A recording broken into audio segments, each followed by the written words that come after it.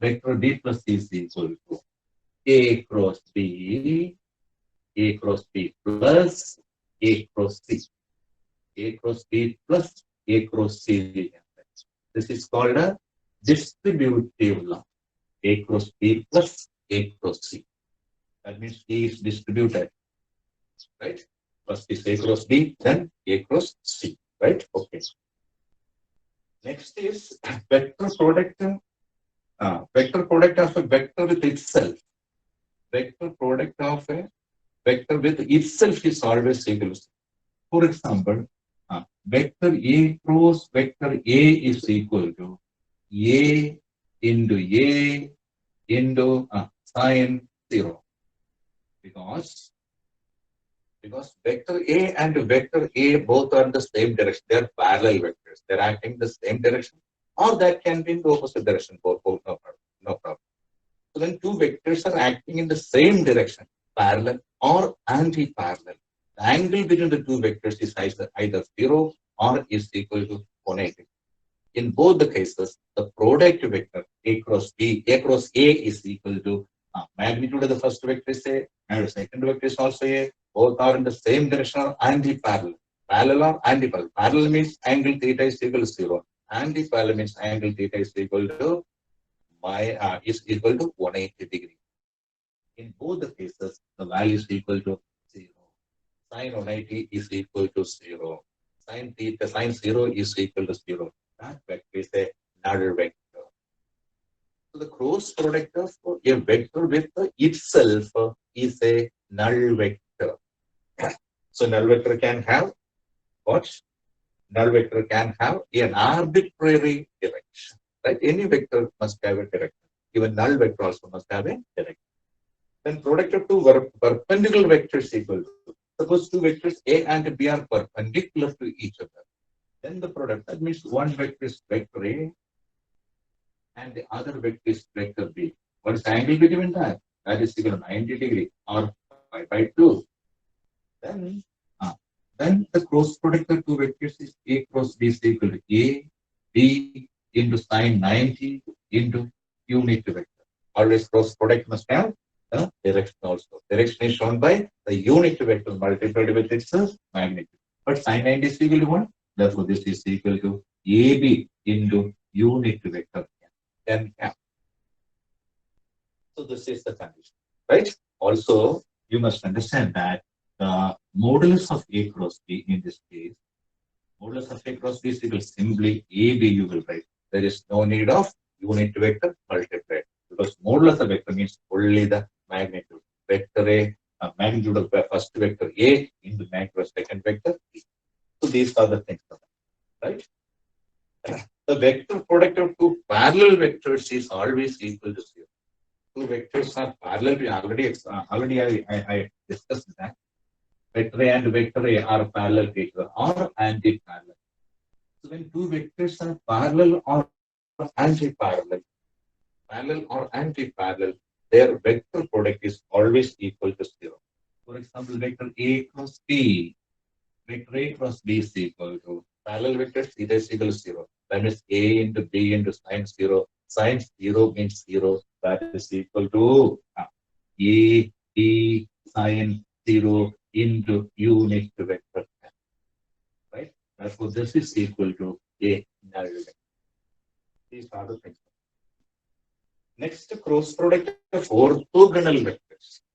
Cross product of orthogonal vectors. Orthogonal vectors means in 3 dimensions we have I, J, K. What is I? I is the unit vector in the direction of X axis. J is the unit vector in the direction of Y axis. And K is the unit vector in the direction of Z axis. Right? Now, this is a very important thing. What I am going to tell you, that means I cross I. I cross I is equal to 1 into sine 0 is equal to 0. Right? That means the cross product of two vectors which are parallel to each other is always equal to 0. 0 means there must be arrow mark also there because any vector, even a null vector must have a direction. I cross I is equal to 0. J cross J is equal to 0. and also K cross K also equal to 3. Right? Understand? Now, one more very important thing you will see that I cross J, I cross J cross I cross I is equal to 0, J cross J is equal to 0, K cross K is equal to very, very important. It's equal to 0 only, right? Now the very important thing is I will tell you a very important idea. That idea is this one. Suppose in a circle, you will make this angle as I and this angle as J. Sorry, this arrow mark as J and this arrow mark as J. Right? We can rotate in the circle in the clockwise direction and also in the anti-clockwise direction. If suppose that you are rotating in the clockwise direction, first you will start with I. That means in this, when you rotate in the clockwise direction, I cross J is equal to K, you will write. This is very, very important. So your circle is there, mark IJK and rotate in the clockwise direction. In the clockwise direction, when you rotate, I and J, I cross J is equal to K. J cross K is equal to I. K cross I is equal to J. This is very, very important. So what I can write is I cross J. I cross J is equal to plus K. You will. I cross J is equal to plus K. Then J cross K is equal to plus I can. Again, K cross I. K cross I is equal to plus J I can. So this is also very important thing. Right? So take a circle and mark the three arrow marks. At the left side you will write I. This side, the right side you will write J, and the bottom you will write K and rotate it. I cross J is equal to K. K cross K is equal to I. K cross I is equal to K. Right? Conversely, if you rotate in the opposite direction is J cross I. That is what J cross I is equal to J cross I is equal to minus K. J cross I is equal. You are rotating in the reverse direction. Reverse direction means anti-clockwise direction. In that case, J cross I is equal to minus K you will write. And I cross J, right? J cross I is equal to minus K. Again, I cross K is equal to minus J. Or K cross J. So one is J cross I, next is I cross J. I cross J is equal to I cross J. I cross K is equal to I cross K is equal to minus J you will write. Right? Again, K cross J is equal to K cross J is equal to minus I also you can write. These are the relations you have to always understand. I cross J is equal to K. I cross J is equal to K. J cross K is equal to I. K cross I is equal to J. Right? That is that. Next is what? Ulta. That means in the opposite direction. J cross I is equal to minus K. Again, I cross K is equal to minus J. Again, K cross J is equal to minus I. So these relations always you have to remember. So how many relations there? This is one part, this is another part, this is another part.